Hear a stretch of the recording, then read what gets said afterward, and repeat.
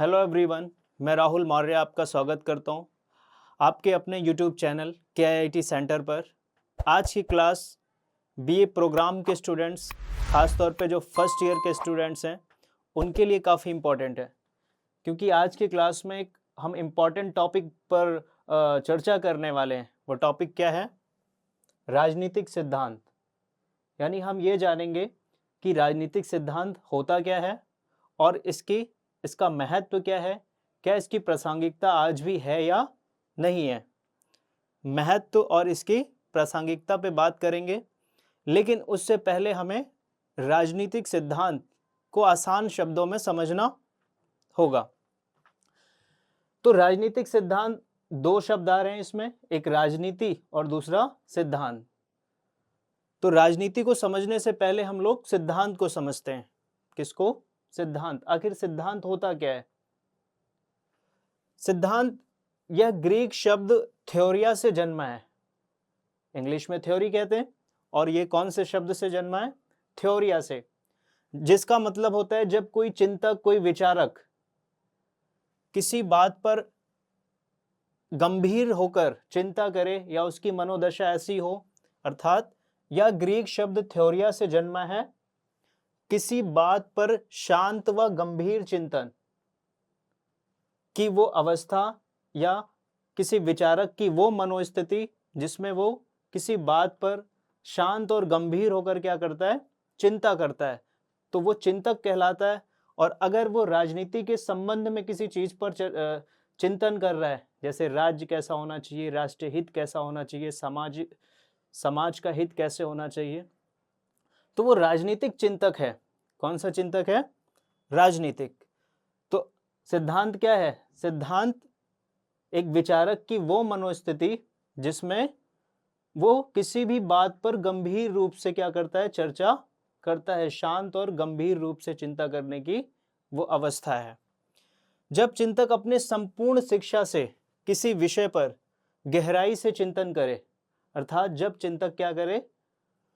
अपने संपूर्ण शिक्षा को, जितनी उसके पास समझ है, जितना उसने शिक्षा ग्रहण की है या शिक्षा उसे मिली है, उस शिक्षा से किसी विषय पर गहराई से क्या करता है? चिंतन करता है, तो उसे हम क्या कहते हैं?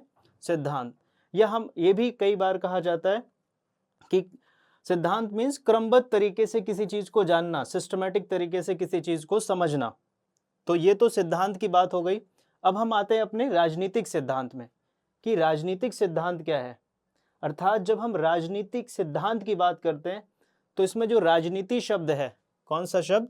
राजनीति। यह शब्द अपने आप में व्यापकता रखता है। कैसी व्यापकता?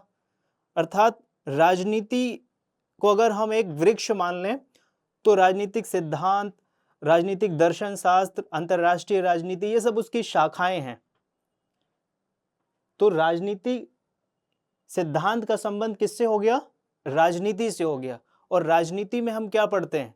राज्य के बारे में, सरकार के बारे में, सामाजिक हित कैसे हो, स्वतंत्रता कितनी होनी चाहिए, समानता कितनी होनी चाहिए। अर्थात हम राजनीति में जो राजनीति के विषय हैं, उन विषयों को अगर अच्छे से हमें समझना है, तो हमें क्या पढ़ना पड़ेगा? राजनीतिक सिद्धांत। क्योंकि राजनीतिक सिद्धांत उन बातों को या उन विचारों को हमारे सामने रखता है जिससे कि राजनीति में क्या आ सकता है? सकारात्मक बदलाव आ सकता है।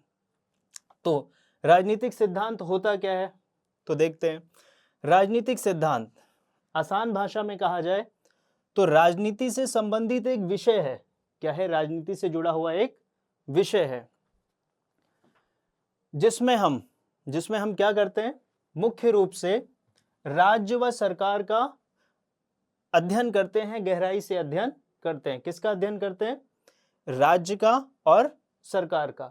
लेकिन सिर्फ राज्य और सरकार का हम अध्ययन ही नहीं करते, साथ ही साथ हम राजनीति से जुड़े हुए हर एक पहलू का, चाहे वो दूसरे अन्य पहलू हों, उन सब का हम गहराई से क्या करते हैं? अध्ययन करते हैं, विश्लेषण करते हैं और उसकी समीक्षा करते हैं। दोबारा से एक बार हम इसको पढ़ते हैं कि राजनीतिक सिद्धांत क्या है। आमतौर पर राजनीति से संबंधित एक विषय है जिसमें हम मुख्य रूप से राज्य व सरकार के विषय में गहराई से क्या करते हैं? अध्ययन करते हैं, परंतु वास्तव में यह विषय राजनीति से जुड़े हर एक पहलू का अध्ययन करता है। राजनीति से जुड़े हुए हर एक पहलू के बारे में हमें अध्ययन कराता है और विश्लेषण, समीक्षा, आलोचना करता है। इसलिए राजनीति के लिहाज से इस विषय को काफी महत्व दिया जाता है, क्योंकि इस विषय को पढ़े बिना किसी भी राजनीतिक समस्या को आसानी से सुलझाया नहीं जा सकता। ठीक है, तो राजनीतिक सिद्धांत को लेकर विचारकों का नजरिया भी अलग अलग रहा। किसी ने राजनीतिक सिद्धांत को जो है अपने अपने नजरिए से हर थिंकर ने, हर चिंतक ने अपने अपने तरीके से इसे क्या किया, परिभाषित किया। इस विषय का संबंध किसी ने बताया कि दर्शन से है, किसी ने कहा विज्ञान से है। क्योंकि जब राजनीतिक सिद्धांत किसी विषय को हमें अध्ययन कराता है तो उसमें कुछ ऐसे तत्व हैं जो हमें विज्ञान से इस सब्जेक्ट को जोड़ देते हैं या इस विषय को जोड़ देता है। और दर्शन, जैसे राजनीतिक सिद्धांत में जब ये प्रश्न आता है कि एक आदर्श समाज या एक आदर्श राज्य ऐसा होना चाहिए, तो दर्शन से जुड़ गया वो। तो कई बार वैज्ञानिक तथ्यों से भी इसके पहलू जुड़ जाते हैं, तो वो हम बाद में पढ़ेंगे। फिलहाल राजनीतिक सिद्धांत क्या है? राजनीतिक सिद्धांत राजनीति का एक विषय है, राजनीति से संबंधित एक विषय है, जिसमें हम राज्य और सरकार के बारे में क्या करते हैं, गहराई से अध्ययन करते हैं। और जब भी राजनीतिक समस्याओं को सुलझाना होगा तो हमें राजनीतिक सिद्धांत का अध्ययन करना आवश्यक होगा। ना सिर्फ राजनीति से जुड़े हुए पहलुओं, हर एक पहलू की क्या करता है, ये व्याख्या करता है। क्लियर है इतनी बात?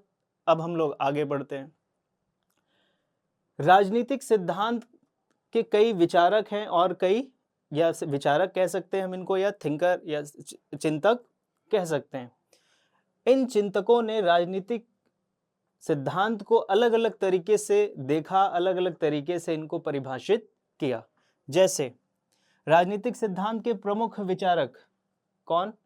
कई विचारक हैं जिनको हमें लिखना है पेपर में। Sabine, Balham, David Held and Hacker, ये सभी थिंकर हैं, ये सभी विचारक हैं जिन्होंने राजनीतिक सिद्धांत को अपने नजरिए से देखा और उस तरीके से परिभाषित किया।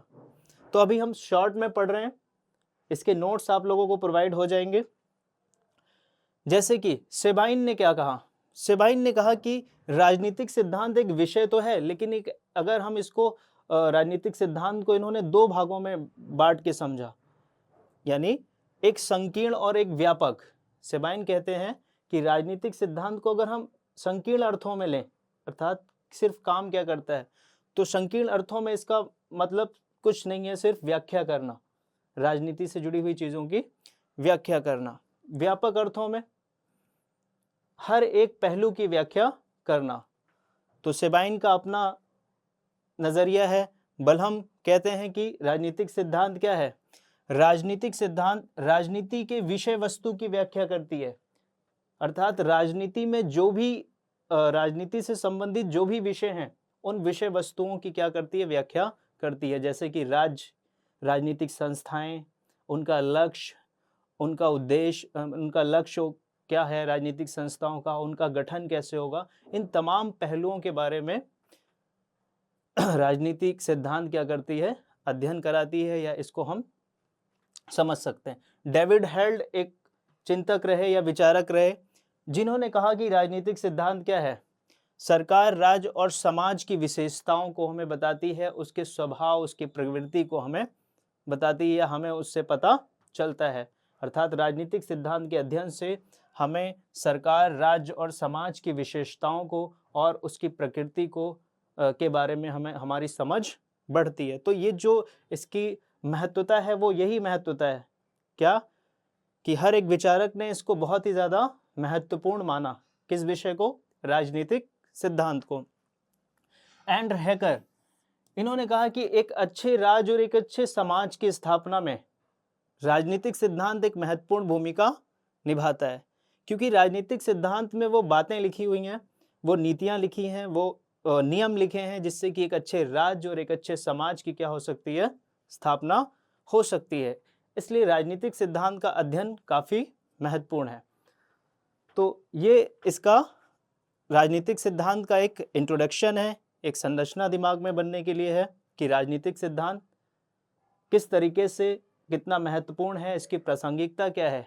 प्रासंगिकता महत्व तो हमने देखा कि सभी विचारकों ने इसका महत्व बताया कि राजनीतिक समस्याओं को तब तक नहीं सुलझाया जा सकता जब तक राजनीतिक सिद्धांत का अध्ययन नहीं किया जा सकता। सामाजिक जीवन की भी कुछ ऐसे पहलू होते हैं जो राजनीतिक सिद्धांत के अध्ययन के बिना उसको सुलझाना संभव नहीं है। तो इसके काफ़ी महत्व है, इसलिए हमें पढ़ना चाहिए। अब जैसे सामाजिक जीवन की बात हुई तो आने वाले चैप्टर में हम जो चैप्टर्स हैं स्वतंत्रता, समानता, अधिकार, न्याय, तो वो इसी राजनीतिक सिद्धांत से जुड़ा है, क्योंकि सामाजिक जीवन में समानता होती है।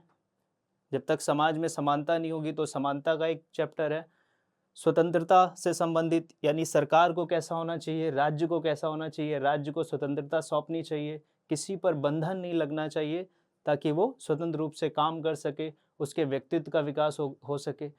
ये दो जो भी चैप्टर हैं, स्वतंत्रता, समानता, वो सब राजनीतिक सिद्धांत से जुड़े हुए हैं और इसलिए हमें राजनीतिक सिद्धांत को समझना काफ़ी ज़रूरी है।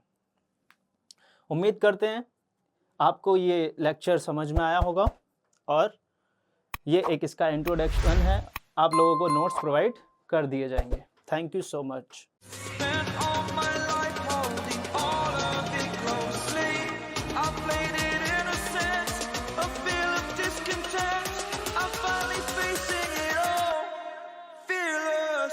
We'll